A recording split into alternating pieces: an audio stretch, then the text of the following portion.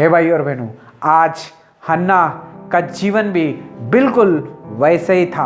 हन्ना भी बहुत ही अपमानित हो गई थी, अपमान सहा था उसने, और आके परमेश्वर के घर में उसने आके प्रार्थना की और परमेश्वर से कहा कि परमेश्वर मुझे एक बच्चा दे, परमेश्वर मेरे दुख की ओर देख, परमेश्वर मेरे आंसुओं की ओर देख, परमेश्वर तो मुझे भूल ना जा, मुझे भी याद रख। काफ़ी लोगों के मैंने ताने सुने हैं, काफ़ी लोगों ने मेरी बेइज्जती की है, काफ़ी लोगों ने मुझे फंक्शन में दूर रखा है, काफ़ी लोगों ने मुझे बांझ कहा है परमेश्वर मेरी दृष्टि कर, मुझे एक बच्चा दे। जब मुझे आप बच्चा देंगे, मैं उसे आपसे वादा करती हूँ कि मैं उसे आके यहोवा को अर्पण करूँगी और आपकी वो सेवा करेगा। हे भाई और बहनों, हन्ना ने ये प्रार्थना की।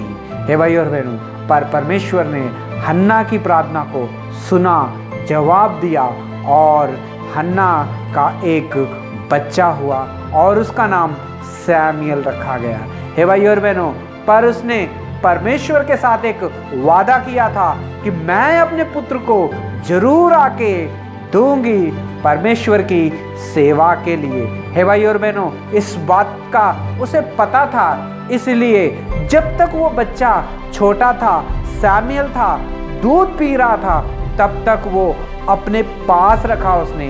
लेकिन जब उसने दूध पीना छोड़ दिया, उसने परमेश्वर को किया हुआ वादा याद रखा और परमेश्वर को आके अर्पण कर दिया उस बच्चे सैमुएल को। हे भाई और बहनों, और हम सब जानते हैं कि सैमुएल परमेश्वर के घर में पला बड़ा और वहीं पे बड़ा हुआ और वो भविष्यवक्ता बना, आने वाले दिनों में सबसे बड़ा भविष्यवक्ता बना और परमेश्वर उसके साथ था।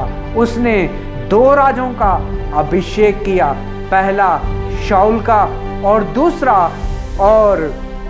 दूसरा दाऊद का किया और सारे इजराइलियों का अगवाह बना और उन्हें सही मार्ग में लेके चलता था। ऐसा बच्चा परमेश्वर ने हन्ना को दिया। हे भाई और बहनों, आज परमेश्वर हमसे इस बात कर रहे हैं इस वचन के द्वारा, अगर किसी के बच्चे नहीं हैं तो नाराज़ होने की ज़रूरत नहीं है। अगर कोई अपमान कर रहा है तो नाराज़ होने की ज़रूरत नहीं है। अगर कोई बांझ कह रहा है तो डरने की ज़रूरत नहीं है, क्योंकि परमेश्वर ने वादा किया है कि मैं तुम्हें संतान दूंगा। हे भाई और बहनों, भले ही हो सकता है शादी हो गई है, 1 साल हो गया है, 5 साल हो गए हैं, 10 साल हो गए हैं, 15 साल हो गए हैं, 20 साल हो गए हैं, 25 साल हो गए हैं, लेकिन भाई और बहनों, एक ना एक दिन वो आपकी प्रार्थनाओं को सुनेगा। वचन में लिखा गया है कि हन्ना ने रो के गिड़गिड़ाहट के साथ प्रार्थना की। उसने दुखी बनो के परमेश्वर के सामने प्रार्थना की और परमेश्वर को कहा कि परमेश्वर मुझे भूलना नहीं, मुझे याद रखना और मुझे एक बच्चा देना, मैं उसे वापस तेरी सेवा के लिए दे दूंगी। हे भाई और बहनों, ऐसा कई लोग प्रार्थना कर चुके हैं कि परमेश्वर मेरी सुधि लेना, परमेश्वर मेरा दुख याद रखना, परमेश्वर लोग मुझे बांझ कहते हैं, परमेश्वर लोग मुझे अपने फंक्शनों में आने नहीं देते हैं, अगर बुला भी लें तो बहुत दूर रखते हैं और मेरी इंसल्ट करते हैं। हे भाई और बहनों, ये प्रार्थना भी आपने की होगी, लेकिन आपकी प्रार्थना भी परमेश्वर ने सुनी, जवाब दिया और आपको फूल जैसा एक बच्चा दिया। हे भाई और बहनों, आपने पहले प्रार्थना करके कहा था कि इस बच्चे को मैं हन्ना की तरह, सैमुएल की तरह समर्पण कर दूंगी, लेकिन आप बच्चा आने के बाद में सब कुछ अगर भूल चुके हो तो भाई और बहनों, इस वचन के द्वारा परमेश्वर हमसे बात कर रहा है। हे भाई और बहनों, आपका जीवन कैसा है? आपने प्रार्थना की हन्ना की तरह, दुख में होकर प्रार्थना की, रोते हुए प्रार्थना की, गिड़गिड़ाते हुए प्रार्थना की कि परमेश्वर मैं बांझ हूँ, मुझे बच्चा दे दे। मगर जब परमेश्वर ने आपकी प्रार्थना को सुना तो आपने क्या किया?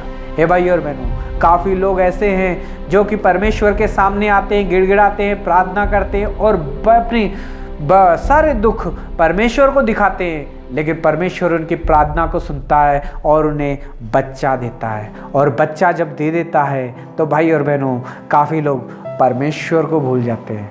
हे भाई और बहनों, प्रार्थना आना, संडे के संडे चर्च को लेट आना शुरू कर देते हैं और पूछा जाता है क्यों आप लेट आए?